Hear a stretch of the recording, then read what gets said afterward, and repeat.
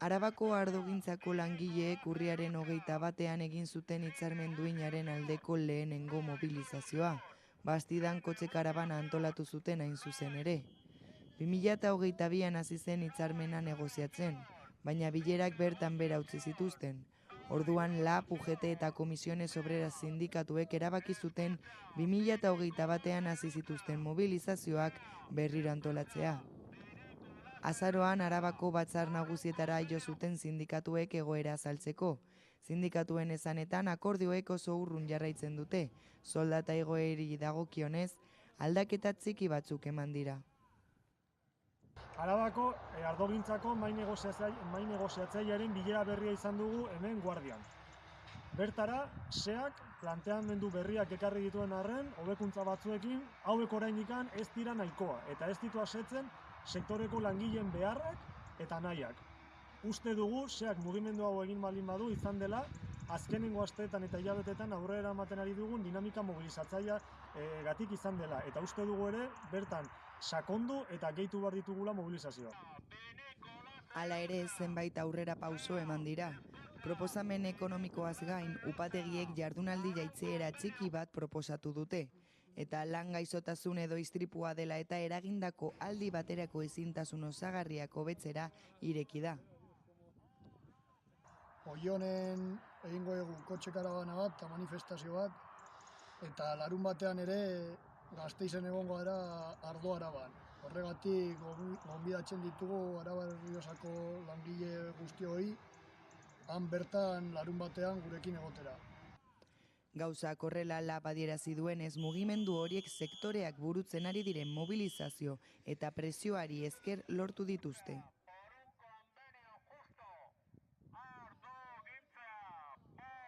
Bilboko udalak Kasilda Iturritar epeltzaren alargunaren bekak banatu ditu, hiri hezitzaileen nazioarteko egunean. Bekek 2020-2021 ikasturteetan kalifikazio akademiko onenak dituzten derrigorrezko bigarren hezkuntzako 3. mailako 10 ikasleren lana aitortu dute.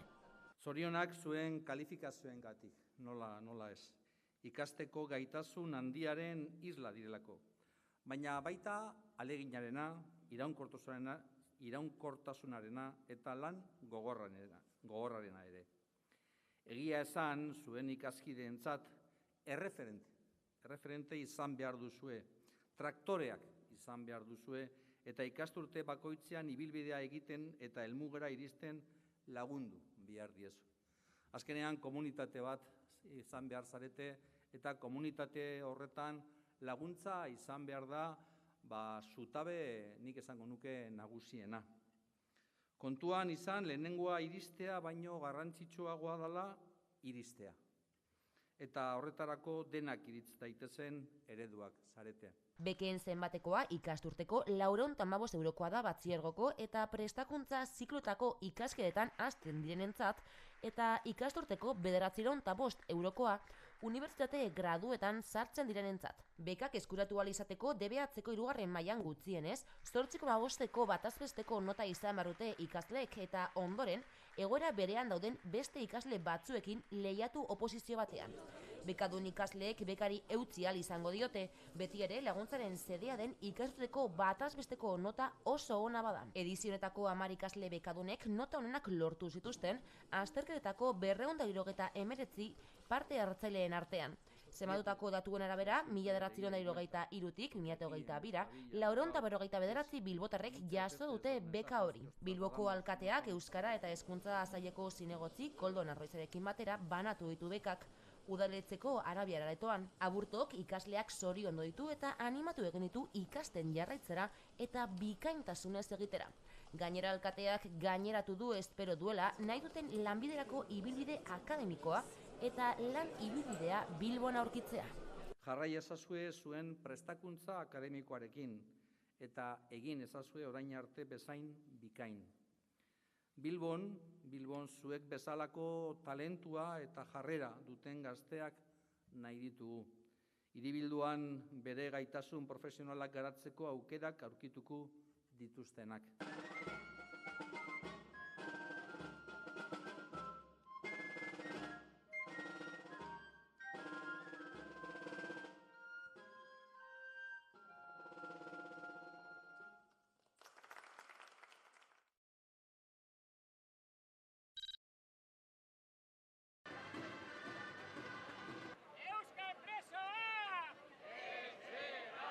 eta guztiok batera bidean jarraitzea beharrezkoa dela konponbide hori gauzatzeko. Eta beren zigor, beren zentsu.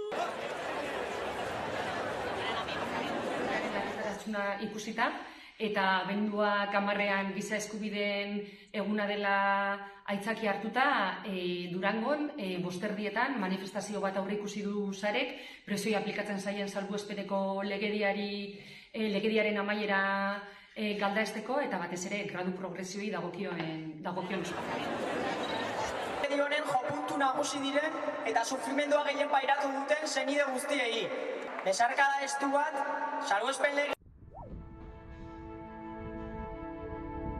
Gizartaren erronka nagusien artean dugu pertsonen zaintzarena eta testuinguru honetan Oiartzungo udalak zaintzadi proiektu pilotua martxan jarri du bakardade ez hautatuari aurre egin asmoz.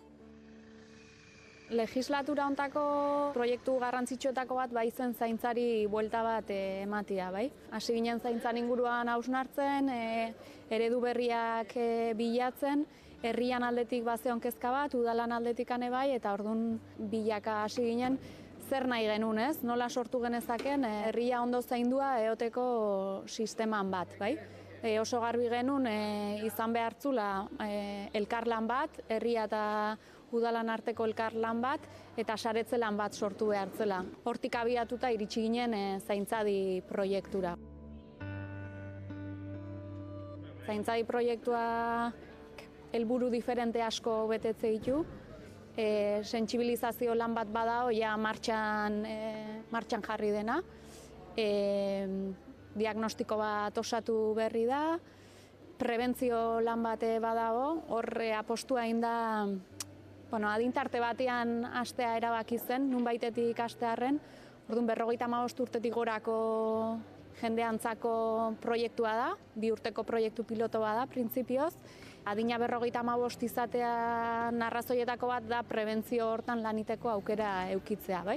Eta gero eskuartzea da, eta eskuartzea hitz egiten dugunean, alde batetik dago, udalak berak, administrazioak berak parte hartuko du eta gauza batzuk bere esku geldituko dira, baina garrantzitsua da zaintza hortan herriak ere pertsona horrei aportatu posible dion guztia. Orduan, proiektu honen hildo estrategikotako bat da zaintza sare publiko komunitario horren sorrera. Gizarte asko aldatu da eta gizartean aldaketa hauek dela biztanleriaren zahartzea, piramidea inbertitu egin da, emakumearen laneratzea, geroz eta joera individualistagoa ditugu, eta horrek azkenean ekarri du zaintzan krisi batean egotia. Zaintza ereduak lehen ziren bezala ez dute funtzionatzen, eta hori batez ere agerian gelditu da pandemia garaian, eta horren ondoriotako bat izan da bakardade ez hautatua. Bakardade ez hautatua bizitza osoan zehar eta edozein altzaigu tokatu edo aldugu bizi, eta egia da norbeak barrura beratzen baldin badugu seguraski identifikatuko dugula bakardade ez hautatua bizi dugun momenturen bat, baina naiz eta adin tarte guztietan ematen den zerbait den, batez ere adineko pertsonei eragiten die zaintzan krisi honen ondorio dela eta. Orduan, bakardade ez hautatua bizitzeak ez du esan nahi mendian isolatuta dago norbaitek bizi behar dunik, ez? Egon gaitezke jende zinguratuta eta bakardade ez hautatu bat bizi. Ez momentu batian, zerbaitek eskatzen bagaitu sarerik ez eukitzea konpartitzeko, edo sarerik baldin badugu ere, igual ez hainbesteko konfiantzaeki norekin elkar banatu, eta horrek azkenean ondorioak ekartzen ditu, ez? Bai norberan osasunian, ongizatian definitiboki. Zaintzadi proiektua fase ezberdinak izan ditu, guantxe bukatu deu diagnostikoakin, azkenian eman digula Oiartzungo herriaren argazkia, eta guain urrengo urratsa izango litzateke esku hartzia, eta bertan bi lan lerro edo egongoia. Batetik egongoa banakako esku hartzia, azkenian dia zaugarritasun bakardade ez hautatuan aurkitzen diren pertsonak akonpainamendua eta bestetikan egongoa esku hartze komunitarioa. Betire gogoratuz, bazkenian proiektu honen baldintza edo berezitasuna handiena dela sare komunitarioa, ez? Eta pixkat pertsona hauek birkonektatzea herrian jadanik dauden baliabidekin eta baita ere Baldiberian nahi gehalako pertsona guztiz sentsibilizatzen, zaintza krisi honen ondorioetako bat izan baita, bakardade hautatua, ez? Eta azkenean, gehoz eta pertsona gehiago bizitzen ari dira, eta hau pixka paliatu eta ekiditeko asmoarekin. Egia da, herrian oso erantzun ona jaso deula, eta hemendikan bai eskerrak eman nahi ditugu, bai eragilei, bai administrazio publikoai, baita osasun arloari, eta herriak azkenean badakala preokupazio bat eta prestutasun bat parte hartzea, ez?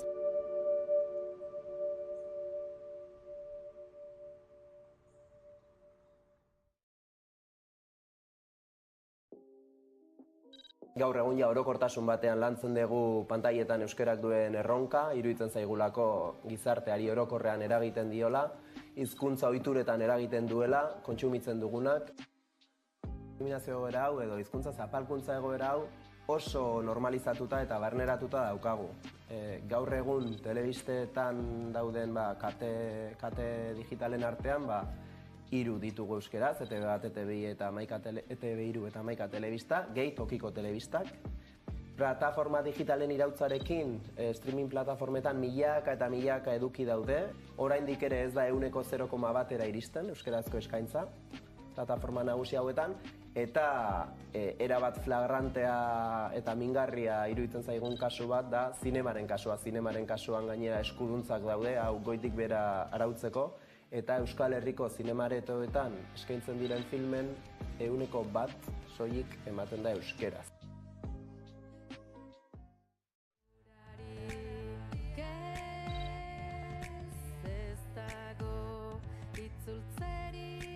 Ricardo Arregi kazetaritza sariketako epaimahaiak adierazpen askatasunaren aldeko aldarria egin nahi du. Nik ez dakit zer zirkuito labur dabiltzan nire barruan gauza batzuk idaztera eramaten nautenak eta gauza batzuk irakurtzera. Baina barrura sartzen zaizkit. Eta eramaten naute Ricardo Arregi irakurtzera hasieratik bukaera arte. Eta Ricardoen ahotsa entzutera eramaten naute. Edo Gabriela Destiren poema horretara. Eta barrura sartzen zaizkit eta min egiten didate edo krak.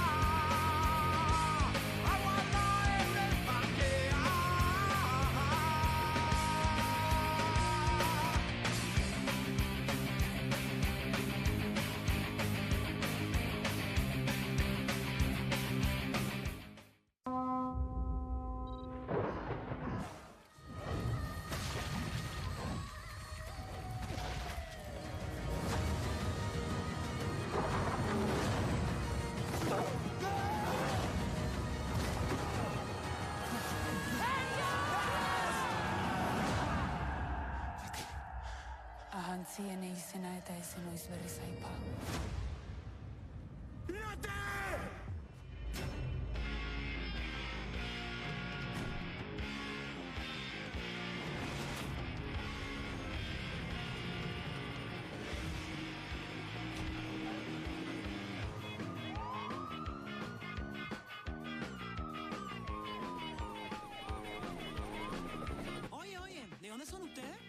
¿Nosotros?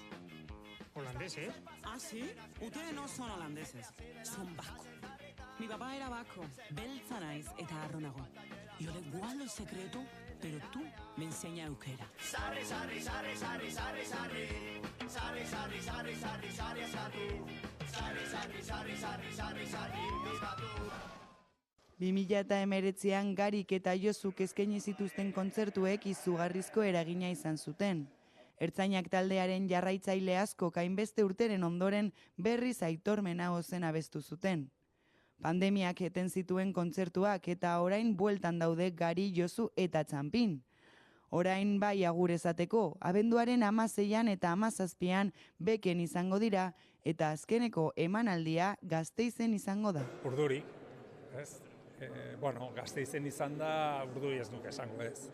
Ez azken finean gure hirian gare, eta guretzat importantea da egun horri olako amaiera borobil bat ematea, egitea, gauzatzea, eta horretan sartzen nahi gara gure indar guztiak.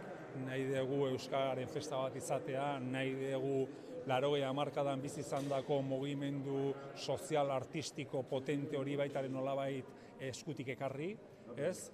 Egun horretara eta gehien bat partekatzea emozioak danon artean. Hore bat halako erantzuna jasotzea, ertzainak orain dela 30 urte desagertu zala, eta oraindik ere ikustea halako erantzunak nik esango nuke oso positiboa dela ez guretzat, baizik eta euskal kulturarentzat. Kontzertu berezia izango da eta hainbat gonbidatuak izango dira. Besteak beste Mikel Urdangarin, Inigo Etxezarreta eta Oiane Perea. Kontzertua urtarrilaren 6an izango da Gasteizko Mendizabal auzoan karpa klimatizatuta jarriko dute 20.000 pertsonarentzat. Gonbidatuek emango diote hasiera ekitaldiari eta gaueko 10etan ertzainak taldearen txanda izango da. Ertzainak taldeak izugarrizko laguntza eman ziola eta izugarrizko bultzada eman ziola Euskarari Gasteizen. Azaroaren 30ean sarrerak salgai egongo dira goizeko 10etatik.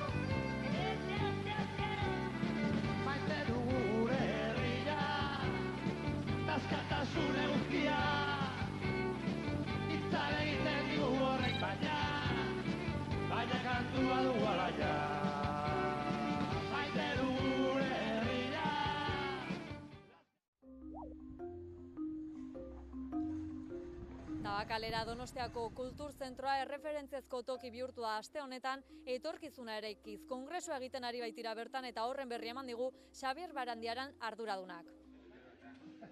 Gipuzkoako Foru Aldundian daukagu etorkizuna eraikiz egitasmoa. Zalantzari gabe Gipuzkoako Foru Aldundien dagoen estrategiarik importantena da herri politiken garapenaren ikuspuntutik, lankidetzazko gobernantzan oinarritzen dena. Hasi ginen kongresu egiten, nolabait ere gogoeta bat egiteko, urteko ibilbideari errepaso bat eman, proiektuak nola zihoazten baloratu, gai berriak sartu, etorkizunari buruz hitz egin. Nolabait ere esan daiteke etorkizuna eraikiz kongresuaren helburu nagusia, dala hain zuzen ere hausnarketa bat egitea, etorkizuna eraikiz baliatuz horretarako. Egia esan, askotariko gaiak lantzen ari gara, alde batetik etorkizun ekonomikoari buruz hitz egiten aritu gara, aditu gari ekarri ditugu, zalantzari gabe hori delako daukagun kezka iturri nagusienetako bat, globalizazioa bitarteko egoera ekonomiko asko eraldatu da azkenengo urtetan, eta gure herriak eta gure lurraldeak zer nolako erronkak dituen ekonomiaren garapenaren ikuspuntutik, bereziki enpresen ikuspuntutik, lanaren zentzuaren ikuspuntutik, nola moldatuko diren hurrengo urteetan enpresarik garrantzitsuenak gure herrian, eta abar, ekonomiaren alorrean. Bigarren alor importanta alor soziala da, zalantzari gabe hori da beste bizkarrezurretako bat etorkizuna eraiki zen, eta zaintzan oso fokalizatua, etorkizuneko zaintzetan, gizarte politikak nolakoak izango dira etorkizunean, zeintzuk dira ditugun erronkak, non dauzkagu indarguneak, non dauzkagu ahulguneak, nola landu genitzazke herri politikoiek etorkizuneko zaintzenak, eta guztia ere, bai ekonomiaren alorrean, edo bai alor sozialaren inguruan, orokorrean, lankidetzazko gobernantza hartzen dugu ardatz nagusi moduan, zere etorkizuna eraiki zen ezaugarririk importanteena da agenda politiko berri bat lantzea etorkizunera begira, baino lankidetzazko gobernantzaren bitartez. Guk uste dugu momentu honetan sistema demokratikoak interpelazio importante bat bizi dutela, krisi importante bat bizi dutela, globalizazio eredua bitarteko eta azkeneko urteetan eman diren gizarte eraldaketak bitarteko, eta nolabait ere etorkizunean nahi balin badugu demokrazia indartzea eta ezinbestean lankidetzazko gobernantzan oinarritu behar dugu, da herritarren eta herri ordezkarien arteko komunikazioa. Ildo horretan proiektu asko jarri dira martxan, zeren etorkizun eraikiz guztia oinarrian lankidetzazko gobernantzan oinarritzen da. Ez alde batetik daukagu think tankaren espazioa, nun gizarte eragileekin elkarrizketa eraldatzaile prozesu importante batean sartua gaude, gai diferenteak lantzeko, aldaketa klimatikoari aurre nola egin, etorkizuneko lana, etorkizuneko zaintza, kultura politiko berria, orduan hor daukagu bizkarrezur bat.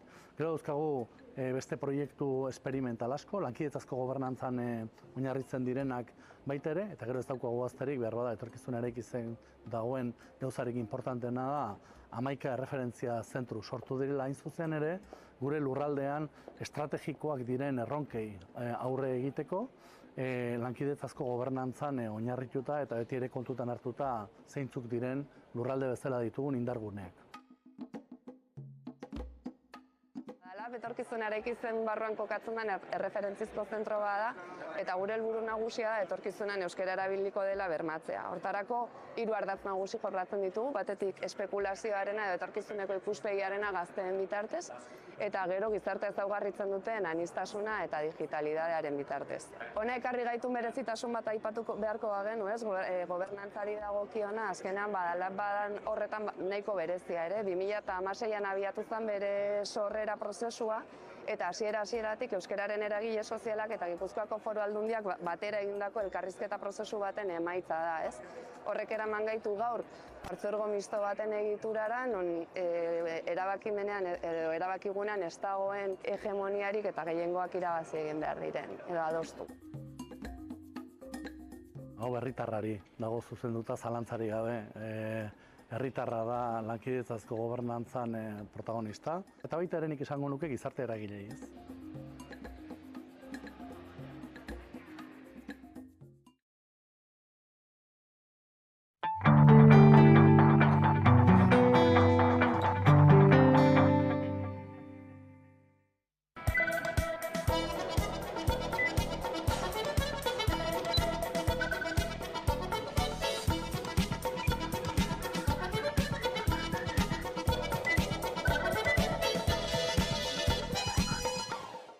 Abenduaren batetik aurrera Arabako negozio eta jarduera ekonomiko guztiak derrigortuta daude ticket buy sistema berriaren bidez fakturatzera. Horien artean daude besteak beste merkatariak, ostalariak eta zerbitzu sektoreetako negozioak. Hala ere, Araba dendakeko negozioen ia erdiek ez dute oraindik sistema hau ezarri. Kalera